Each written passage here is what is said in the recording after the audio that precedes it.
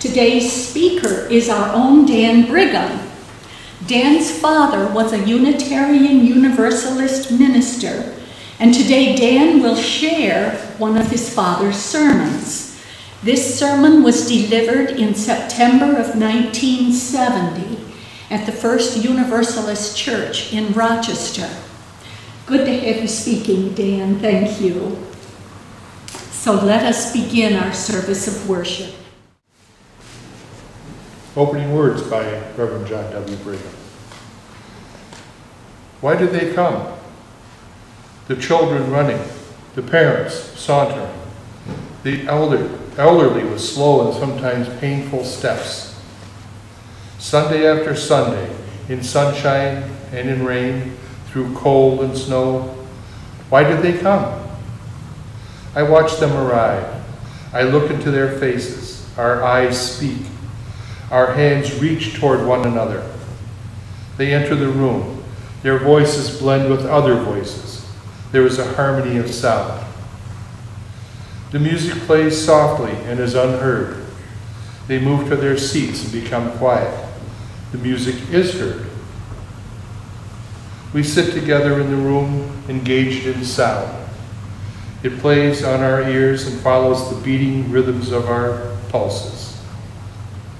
I rise to open the service. We are at worship. I speak. I may say, enter into worship as you would enter a new dimension, where neither distance nor time nor weight is. A dimension of the Spirit, where love and mercy are. A dimension for knowing the beauty, the harmony, and the undying music of the spheres. This is why they come.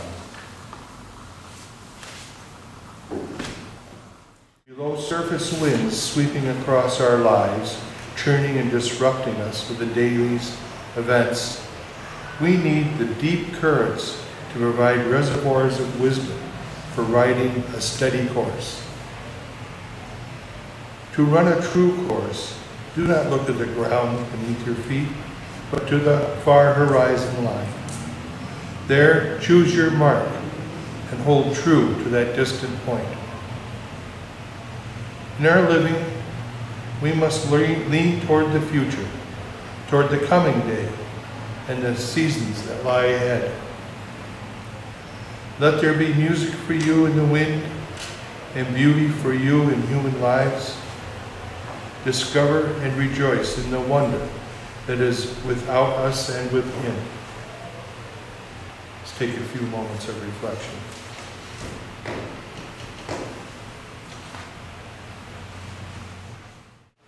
Three roads to happiness. Happiness is not a solid state. It is neither guaranteed nor secured firmly in place. Happiness is an emotional benefit of a way of life, an attitude toward life, an acceptance of both inevitabilities and inevitabilities, with an appreciation of the distinction between the two. John Butler Yeats, one of those rare wise observers of the human condition, said in one of his letters, "Happiness is neither virtue nor pleasure, nor this thing nor that, but simply growth. We are happy when we are growing." It is quite clear from the nature of the letter that the growth is much more than physical growth, and is the growth of the total person in spirit and in understanding, as well as in physical health and well-being. Happiness is not, then, a direct product of some special effort directed toward the achievement of happiness. It is the byproduct, or as I said a moment ago, a side benefit. But if it is a byproduct, then it should be possible, by knowing what the product is and achieving it, to gain the byproduct of happiness along with it. There is no college which offers a course on the way to happiness. There is no political party that has a happiness plank in its platform. There is no specialty shop or department store where happiness is sold. Indeed, there is no price tag attached which makes it too costly for some or too cheap for others.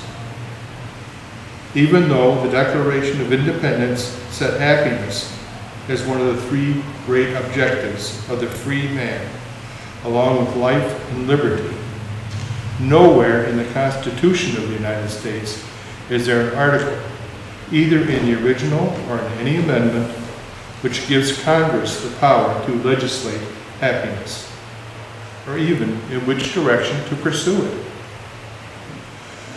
We are left with some questions as to what happiness may be. This is not at all unusual, but it does leave the door wide open to misconceptions as to what happiness is. Most people I know easily accept many ideas about it, but never very carefully examine them to see if they are appropriate or not. We constantly look for easy ways in which to deceive ourselves that we are happy. This is a partial explanation for drugs from opium and heroin to alcohol and marijuana, including the whole range of stimulants and depressants so widely and prodigiously used in and out of hospitals with or without prescription. Somehow we have never stopped to distinguish happiness from a variety of other lesser emotions, such as joy and pleasure, contentment or complacency. For example, and to help you begin to make such distinctions, pleasure is a response of satisfaction to some diversion that originates outside yourself. You may take a pleasure trip, go on a picnic, have your back rubbed, go to the theater or a concert, and find pleasure. You may even know pleasure in extremely casual contact with another person, but this is far cry from happiness. Contentment is another feeling often confused with happiness. Contentment is the sense of having your current and immediate needs satisfied. A good meal, a quiet evening, without the telephone ringing. Contentment is the feeling you have when you are not upset by your unfulfilled desire. Cows are sometimes described as contented, but it would clearly be incorrect to say they are happy. Emerson wrote that happiness is self-realization within the spiritual laws of the universe. William James described happiness as being the agreement of a person's inner life with the realities of his outward experience. F. Alexander Magone, in one of the happiest books I have ever read, describes it as the emotional wholeness and well-being of the personality, produced by activities and relationships which lead to self-fulfillment appropriate to the age and aptitude of the individual involved. Each of these is saying essentially the same thing, and all are pretty much in agreement with the line from Yeats used earlier. Happiness is neither virtue nor pleasure, nor this thing nor that, but simply growth. If you inquire into the life of Thomas Jefferson to discover what he may have meant by his phrase, the pursuit of happiness, this meaning of personal growth is most clearly the intent. The right of a person to pursue freely the productive dimension of his capacities in developing abilities. Happiness is the byproduct of this lifestyle. The opposite is also true. The failure to grow and develop will result in unhappiness, and some measure of our contemporary society may be made in terms of the number of truly happy persons as opposed to those who either have no sense of happiness or are positively and unmistakably unhappy. Unhappiness for any person or for any number of persons is one of the prime symptoms that something is very wrong in the style of life. Painful, difficult, at great cost even. This must be changed if happiness is to be found. I know a man who is now 45. When I met him, he was 35 and torn with distress at the absence of happiness in his life. He was in a highly respected profession for which he had prepared himself by years of college and university study and admission to practice. He was a reasonably successful person in his profession. His home and family life were well established, but he was unhappy. He spent much time reflecting on reasons for this, and finally came to the conclusion that he should change from his profession to another vastly different type of life endeavor. He made the decision. For the next 3 years, he and his family dropped from an $18,000 a year standard of life to a $6,000 standard. For comparison to today's values, it would be $108,000 to $36,000. He returned to a graduate school to prepare for the new profession and is now busily and happily at work in it. I saw him this past summer, 10 years from the time of his struggle with despair. He is truly a happy person these days. He has not regained an $18,000 salary or a living standard, and it is doubtful he ever will. But happiness is not related to dollars or to things they buy. It is related to the meaning of one's own life and the sense of growth, of personal fulfillment. This man was unlike many I meet who say, "I'd be happy if," and if their "if" are given in terms of dollars or of being loved or of a promotion or some such matter external to themselves, seldom do they think of the "if" in terms of courage, new decision, of being lovable. In the difference between the man whom I described and many others, we discover one of the most important roads to happiness. It is the capacity to take time and give hard thoughts to the tough examination of one's own reality and one's needs. Needs must not be confused, as they are often confused, with wants and desires. A man may want the head of a mountain sheep for his study, but only a mountain sheep needs the head. When speaking or thinking of needs, try to press yourself through the morass of minor wants and desires to ultimate needs.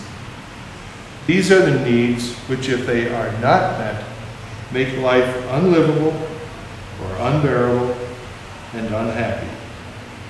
Such needs form a kind of ladder-like pattern from very elementary needs, such as air and water and food, sleep and shelter, to more complicated ones, such as love and purpose and integrity and faith. To pursue happiness with the possibility of finally realizing it may require drastic and dramatic change in work, attitude, or understanding. No change will be made in work or attitudes or understanding without mental and spiritual effort. It is not just interesting, but downright significant that wisdom from many places and many cultures echo the same refrain. Know thyself, said Socrates. Realize yourself, said Aristotle. Repent and renew yourself, said Paul. Renounce yourself, said Buddha. Perfect yourself, said the 20th century humanist. Each of these is a partial yet basic recognition that the great goal, and indeed the primary need of human effort, is the process of self-transformation. To put it more simply, it is the making of the person. How different this is from the usual pattern of our American society. Here, the first thing that occurs to persons who want to effect change is to join a group, or start a new movement, or sign a pledge, a petition. By doing this, we become visibly a member of a group that will perform what the person seeks to avoid doing by himself, or even doing at all. In theological terms, this is a form of vicarious atonement. In the city of Rochester, there are hundreds of such groups and associations, and churches are among them, that serve as an escape for the action which has the deepest meaning only when the individual himself does it. Literally thousands of men and women are appendages to this or that group with some vague hope that the association will do what the individual refuses to do for himself. It is estimated that Americans spend $5 billion a year. You can update that to this new. $5 billion a year for medical and mental quackery. It is no longer the medicine man with his assortment of herbs or his aromatic and highly alcoholic beverage. We are now in the more advanced technological era when radioactive caves and electrical energy vibrators will perform the miracle. We are no longer dealing with necromancy, with holy relics, or with tent-meeting revivals.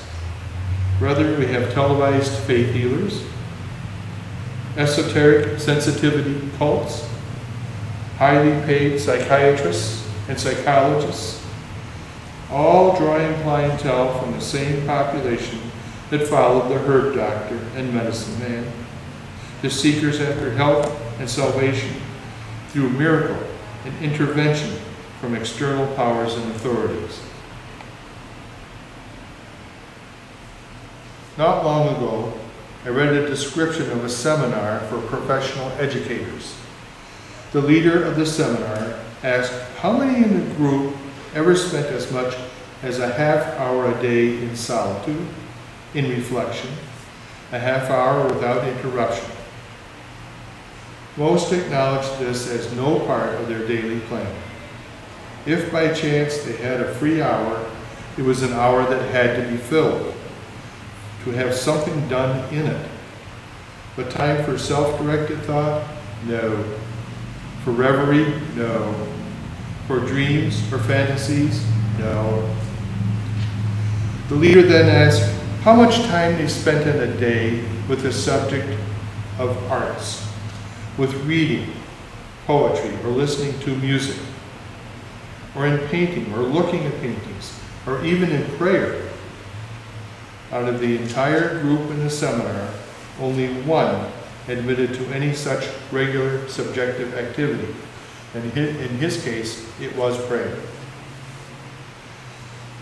The seminar leader comments on the responses, saying, here was a group, professional, devoted to the most vital activity in the lives of others, their education, without the slightest insight into their own radical deformity, to their careful over-concentration on the extreme and the impersonal world, and with studious neglect of the other half of life, that within themselves. If you wonder at the defects in education, you may well consider the possibility that the defects are a consequence of the half view of life held by leaders of education, as reflected in the report on this seminar. This points to the second of the two roads to happiness, the art and discipline of subjective reflection and activity. In short, to discover the whole of life that is within you, as well as that which presses on you from the outside. It is to discover life's meaning in the whole reality of it, and not see it distorted by a half of reality. F. Alexander McGowan observes that when we find no meaning in life, it is because we have observed no creation, felt no love, sensed no God. We have concentrated on the ashes, not on the fire. I am reminded of the biblical story of Queen Jezebel and the prophet Elijah. As you know, women play tremendously important roles in the Old Testament, some famous and some infamous.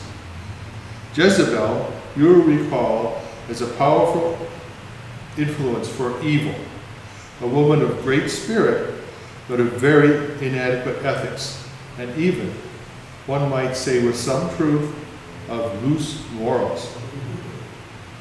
In any event, she took a sharp and severe dislike to the prophet Elijah, who, by a tour de force, had successfully called down the wrath of God on a whole group of Jezebel's supporting caste and brought about their death. Jezebel issued a public proclamation of intent to do Elijah in just as soon as possible. Elijah promptly fled the scene, and as was customary in those days, took himself into the wilderness. There he sat under a juniper tree and pondered the unhappy life of a prophet, and concluded that the whole process was not worth the effort. He decided that his life had been a failure, and that he was afraid of Jezebel, that he was not worthy to be a prophet of the living God. He was in fact totally discouraged, and in this mood of deep despair, took himself to a cave on Mount Horeb where he wanted only to die. In the long silence of the cave and the desolateness of Mount Horeb, he had a long conversation with God. It was one of those conversations that we have a hard time imagining. It consisted of such things as a great wind, and an earthquake, and a fire, and after all of these, what the biblical writer can only describe as a still, small voice. I guess that you can understand a still, small voice only if you have just been through a hurricane, an earthquake, and a fire. And only if all these came after a terrible altercation and battle with a person such as Queen Jezebel. Do you remember just what it was that the small, still voice said to our friend Elijah? There are very important words, not a command, not an order, but a very simple question. The voice said, "What doest thou here, Elijah?" It was such a question that contains within it all sorts of reproaches and reminders. Why have you given up? Have you lost all confidence in yourself and in your Lord? Get going, Elijah. There's still work to do. Elijah heard all the unspoken things in the question and took himself in hand, left the cave at Mount Horeb, and went back to his business of being a prophet of the Lord of earthquakes, winds, fires, and also of still, small voices. If there is a lesson in all of this, it is the distinction between the threat of Jezebel and the promise of life, and the significant difference between giving into the threat and responding to the promise. And here lies the third road to happiness. It lies in the making of this type of distinction. Happy people are responsive to the promise of life, to what the Quakers call the inner light, to what the writer of 2 Kings called the still small voice. Unhappy people are responsive to personal attacks and snubs, to real or imagined injustice, and above all, to their own self-disapproval. They don't like what they are, and wound up in their own self-dislike, become impervious to the wonderful things around them. There is a way to pursue happiness with a real chance of achieving it. It was not an ideal or unreal dream that Jefferson set down as one of the great rights of free men. What then are the necessary ingredients? 1. Maintaining self-respect. 2. Becoming a lovable person, in which case you will surely be loved, though not by everyone. 3. Finding, preparing for, and growing in congenial work that uses your capacities to self-fulfillment. 4. Thinking through to rational religious beliefs. 5. Having faith in the future. The 3 roads to follow, suggested and pointing to this morning, are the taking of time each day for reflection and self-inquiry, examining the reality of your life and the real needs of your life. The second road is the same as the first, the development of the art and discipline of subjective reflection and activity. And the third road is but an extension of the first and the second.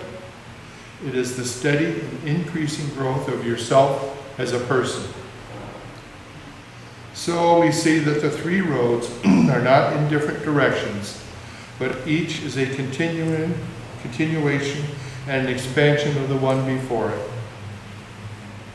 It is first of all a track in the forest, which merges with the blacktop road, and this in turn leads to the freeway. Join us for worship every Sunday at 10 a.m. at the Unitarian Universalist Church of Canandaigua, a welcoming congregation. We are located at 3024 Cooley Road, 4 miles west of South Main Street, Canandaigua, just north of the intersection with routes 5 and 20. Look for the blue signs just before the turn. Your comments about this program or questions about the church are welcome at 585-396-1370 or at our website, www.canandaiguauu.org. Producer and editor, Daniel Brigham.